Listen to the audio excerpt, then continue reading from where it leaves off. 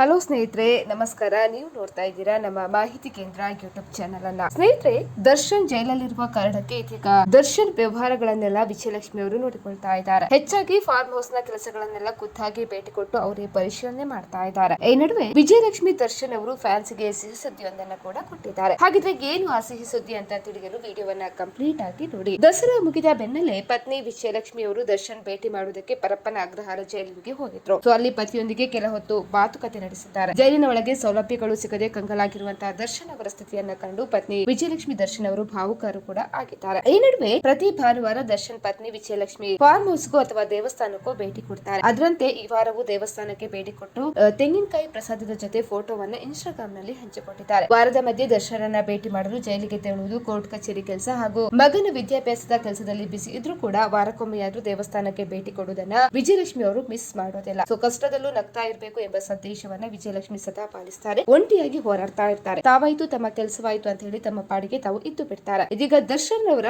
Devil cinema ಬಿಡುಗಡೆಗೆ ಸಿದ್ಧವಾಗಿದ್ದು ಮುಂದಿನ ಬಿರುಸಿನ ಪ್ರಚಾರದ ರೂಪುರೇಷೆ ಕೂಡ ಅವರು ಸಿದ್ಧ ಮಾಡ್ತಾರೆ ಎನ್ನುವ ಮಾಹಿತಿ ಇದೀಗ ಲಭ್ಯವಾಗಿದೆ. ಹಾಗಾಗಿ ದರ್ಶನ್ ಮುಂದಿನ ಸಿನಿಮಾದ ಬಗ್ಗೆಯೂ ವಿಜಯಲಕ್ಷ್ಮಿ ಅವರು ಇದೀಗ ಅಪ್ಡೇಟ್ ಅನ್ನು ಕೂಡ ನೀಡಿದ್ದಾರೆ. ಸ್ನೇಹಿತರೆ, ನೀವು ಕೂಡ ದರ್ಶನ್ ಅವರ ಫ್ಯಾನ್ ಆಗಿದ್ರೆ ನಮಗೆ ಕಮೆಂಟ್ ಮಾಡಿ ತಿಳಿಸಿ. ಅದೇ ರೀತಿ ಮತ್ತಷ್ಟು ಅಪ್ಡೇಟ್ ಗಾಗಿ ನಮ್ಮ ಮಾಹಿತಿ ಕೇಂದ್ರ ಯೂಟ್ಯೂಬ್ ಚಾನಲ್ ಅನ್ನ ನೀವು ಸಬ್ಸ್ಕ್ರೈಬ್ ಕೂಡ ಮಾಡ್ಕೊಳ್ಳಿ.